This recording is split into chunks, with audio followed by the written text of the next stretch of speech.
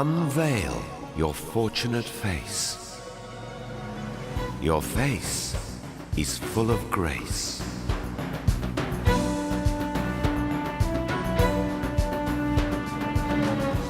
Beyond the gate of time lies a civilization with 7,000 years of celebrated heritage.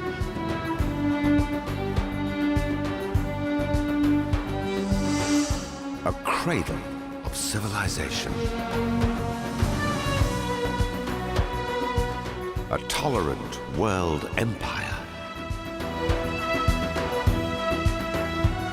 A crossroad of civilizations.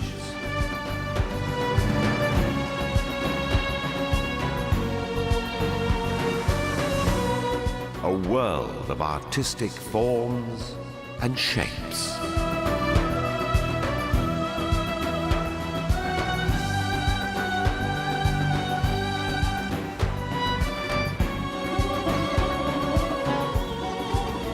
A kaleidoscope of architectural marvels. Recreated for the first time.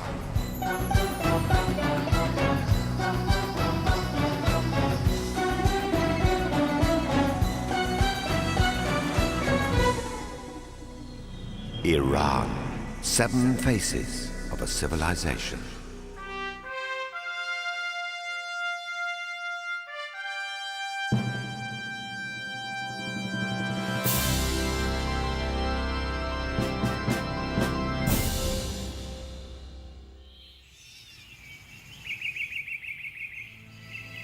The first region in Iran to develop a recorded history was Khuzestan.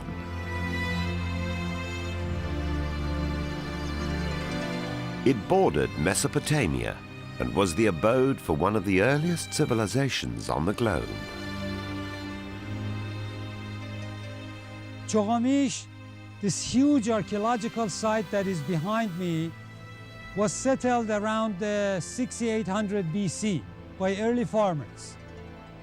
It gradually developed into a major town in the 4th millennium BC that was administered by state organizations.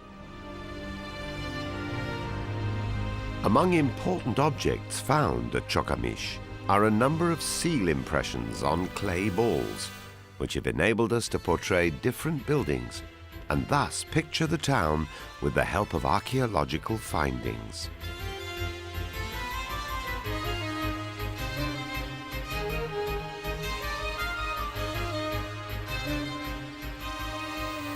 The city was designed in such a way that administrative quarters and residential quarters and workshop quarters were all separated.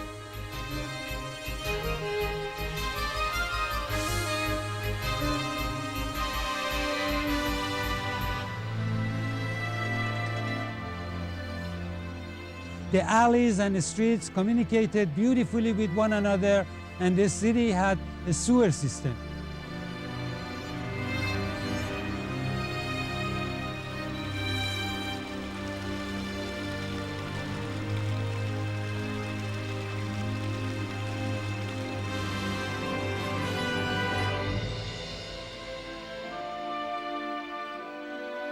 The largest population center in lowland Khuzestan was, however, Susa.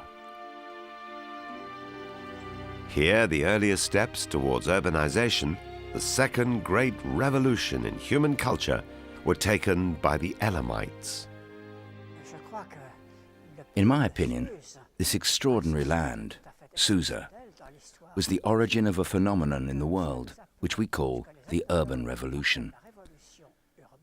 The Sumerians and Elamites had taken the fateful steps towards establishing civilization, while the rest of the world was still in the prehistoric era. Elam stretched from Anshan to Susa, from present-day Fars to Khuzestan.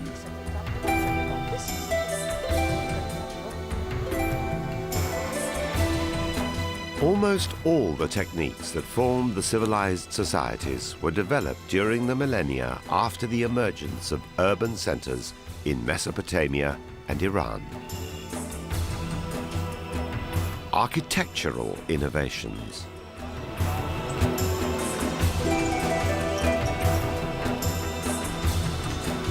metallurgy and geometry,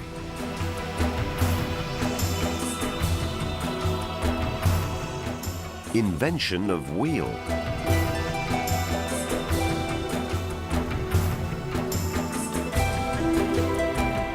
and even toys.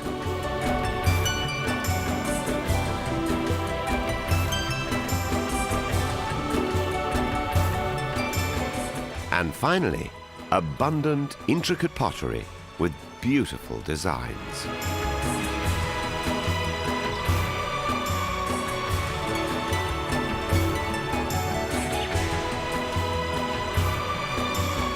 As economic interaction intensified, the subsequent need to record and store information eventually paved the way for the development of writing.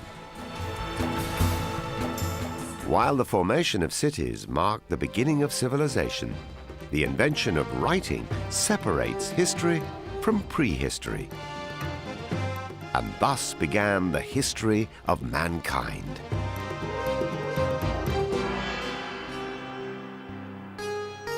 Elam, in the period between the 13th to 12th centuries BC, under its most powerful king, Untash-Napirisha, reached its zenith.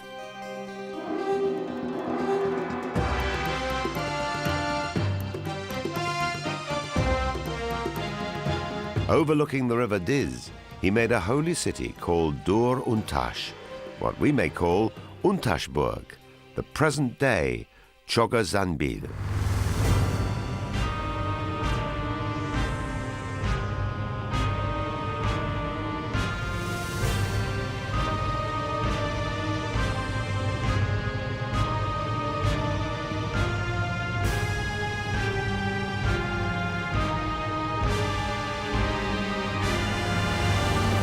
A glorious ziggurat of 100 by 100 meters occupies the center of this royal and religious city.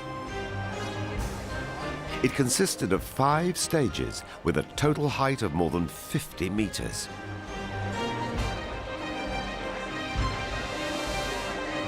Here, priests would conduct religious ceremonies, while sacrifices were offered on special platforms.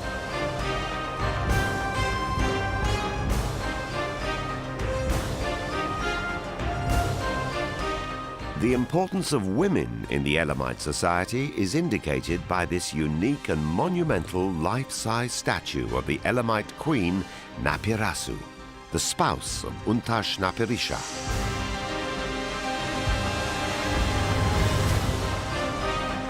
Weighing more than 1,750 kilograms, it was unrivaled even in Egypt or Babylon.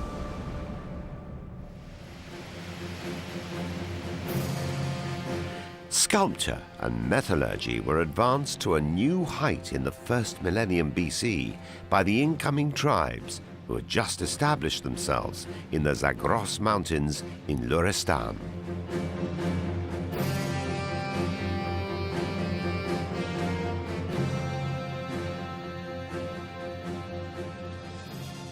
To me, the fascination is that they are so unusual and they're so alive and vigorous. Beautiful metalwork. To make one of the most elaborate Luristan bronzes, you have to make a wax model first. Then you cover the wax with clay. You bake the clay so it's hard and the wax in the inside melts out. And then you pour the bronze into the space left by the wax so that each one is unique. You can only do it once.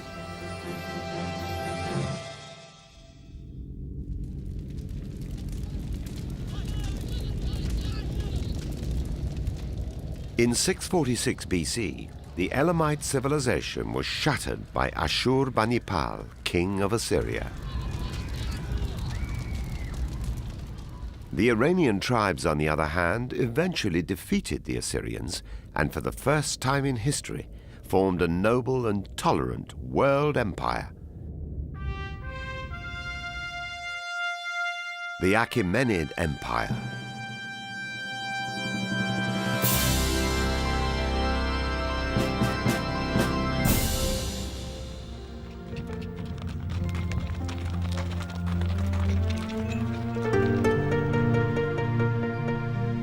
best-known representatives of the Iranian tribes who had migrated and settled on the Iranian plateau were the Medes and the Persians, speaking an Indo-European language ancestral to modern Persian.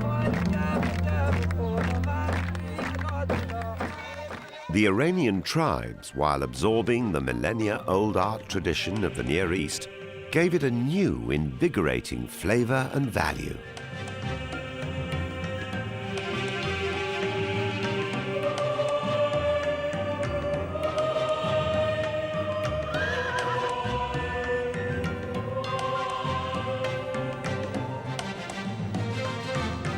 This could be seen in the findings from the sites in Malik, Hasanlu, and Ziviyer in present-day Gilan, Azerbaijan, and Kurdistan.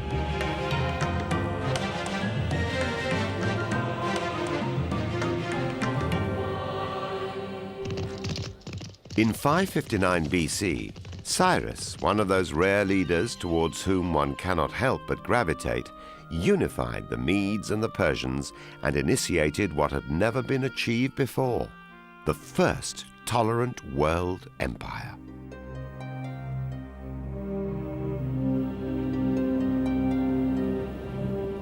The greatest symbol of Persian tolerance is evident in the Cyrus cylinder, an inscription found in 1879 at Babylon, sometimes referred to as the Cyrus Bill of Human Rights.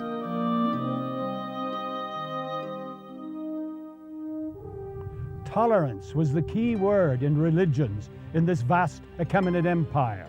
We all know how Cyrus freed the Jews from captivity in Babylonia so they could return to their homelands in Palestine.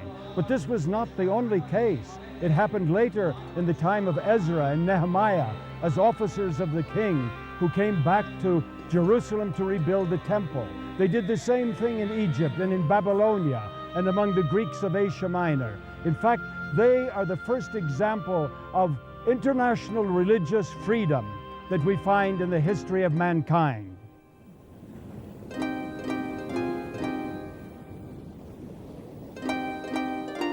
Because of biblical references to Cyrus, he was for centuries regarded as a model of a good ruler. Some Muslim scholars also find Zulkarnain in the Quran to be a reference to Cyrus.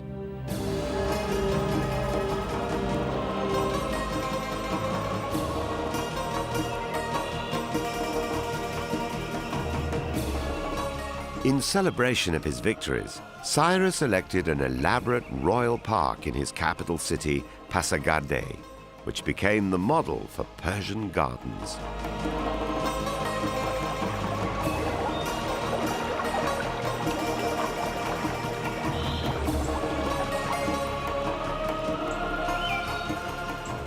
Since we had got two large rectangles, if we divided it with the vision of power, we got 4 parterres, or a chaharbagh.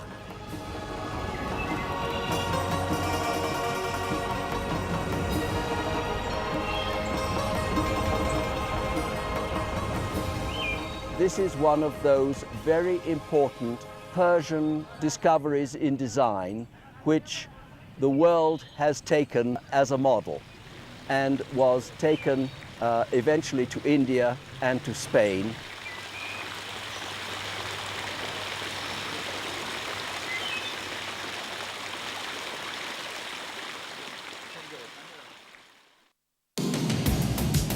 The most brilliant Achaemenid king in administration was Darius the Great, who brought the empire to its pinnacle.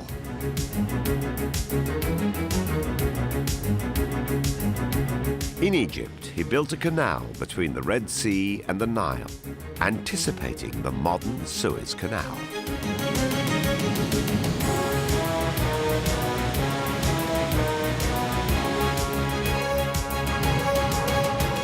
At the same time, a great highway of 1,600 miles, stretching from Susa to the Mediterranean shores, was devised. Using this road, an efficient courier service, a forerunner of the Pony Express, was introduced. To regulate the social and economic life of the empire, Taxes were systemized and weights, measures and monetary units standardized to simplify commercial exchange.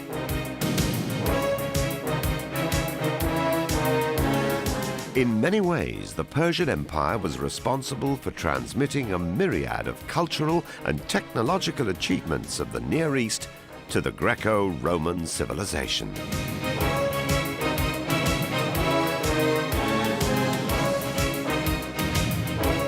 Darius the Great, whom Plato has praised as the lawgiver, established a code of law known as the Ordinance of Good Regulations, which were carried into all distant lands.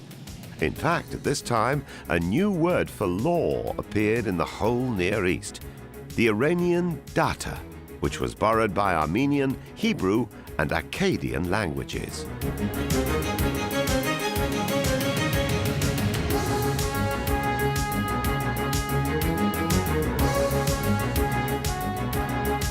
This papyrus from Egypt bears a legal text under Pharaoh Darius, and this clay tablet is a contract for leasing of a house in the 5th year of Darius the Great's reign.